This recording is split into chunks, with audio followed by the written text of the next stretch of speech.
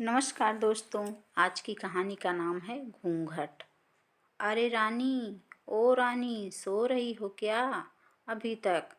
रानी की जेठानी जोर जोर से चिल्ला रही थी घर के आंगन में खड़े होकर। रानी यानी मैं। तभी मैं भागती हुई अपने कमरे से निकली और बोली, दीदी आ गई मैं। जेठानी बोली, रानी तुम्हारा नाम रानी है, तुम रानी नहीं हो। मैंने तुम्हें रात में ही समझाया था कि सुबह को जल्दी उठ जाना, तुम्हारी मुंह दिखाई की रस्म है। मैंने बोला कि दीदी रात को नींद ही नहीं आई, नई जगह है और मन में थोड़ा डर था कि सुबह आँख नहीं खुली तो। रजनी दीदी हंसती हुई बोली, रानी मेरी प्यारी देवरानी, जल्दी से घूंघट कर लो, अगर माँ जी आ गई तो हंगामा हो जाएगा। मैंने घूंघट किया ही था कि तभी माँ जी वहाँ आ गई और कड़कड़ाती आवाज़ में बोली, चलो अब क्या यहीं गपशप मारती रहोगी तुम दोनों? हमने चलना शुरू ही किया था।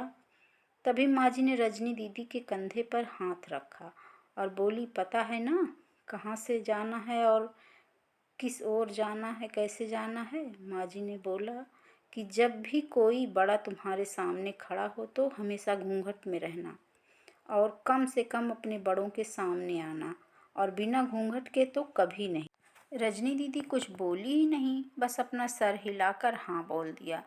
मैंने भी बस अपना सर हाँ में हिलाया।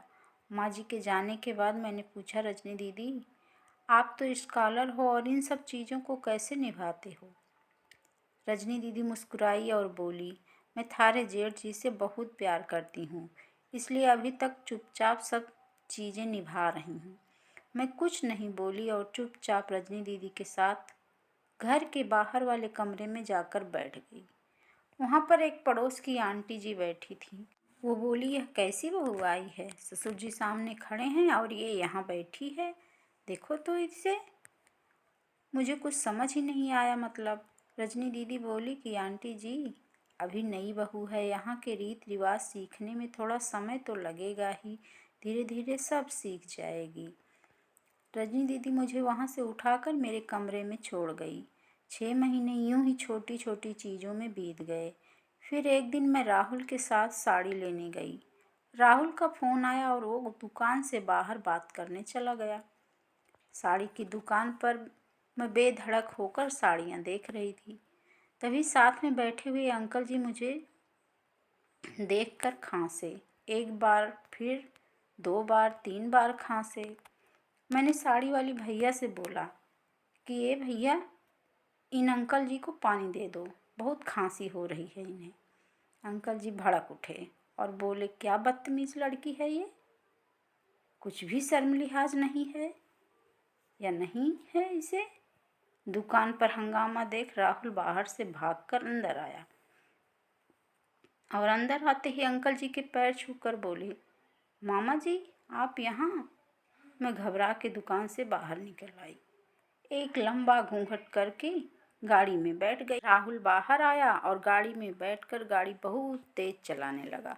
मैंने धीमी आवाज़ में बोला, गाड़ी बहुत तेज चला रहे हो, कहीं एक्सीडेंट ना हो जाए। हम घर पहुँचे ही थे तभी माँ जी जोर जोर से चिल्लाते हुए बाहर आईं, देखो आ गई ये महारानी साहिबा, खानदान की इज्जत मिट्टी में मिलाकर। तभी रजनी दीदी आई और बोली, माँ जी मेरी शादी को 6 साल हो गए हैं, मैं अभी तक मामा जी को नहीं जानती, ये कैसे जानेगी? माँ जी जोर से चिल्लाई, देखो चपड़ चपड़ जबान चल रही है इस रजनी की। तभी राहुल सबकी बात काटते हुए बोले, माँ ये दोनों सही बोल रही हैं, अगर ये हमेशा घूंघट करके रहती हैं तो ये मामा जी को कैसे पहचानेंगी? और माँ आज मामा जी के फ़ोन पर तुमने पूरे घर की शांति को भंग कर दिया है। ये वो समाज है जिसने सीता मैया पर भी उंगली उठाई थी। पिताजी और जेठ जी ने भी अपना पक्ष राहुल के साथ ही रखा। माँ जी थोड़ी देर सोचने के बाद वापस रजनी दीदी और मेरे पास आई और बोली कि तुम दोनों को अपनी मर्यादा पता है, मुझे उम्मीद है कि तुम कभी भी मेरा सिर शर्म से नीचे नहीं झुकने दोगी। हम एक ही परिवार के सदस्य हैं, हमें हमेशा साथ रहना है, अच्छा वक्त हो या बुरा वक्त हो, हर सदस्य को अपनी मर्यादा पता है। माँ जी ने मुझे और रजनी दीदी को गले लगा लिया और प्यार से थपथपाया।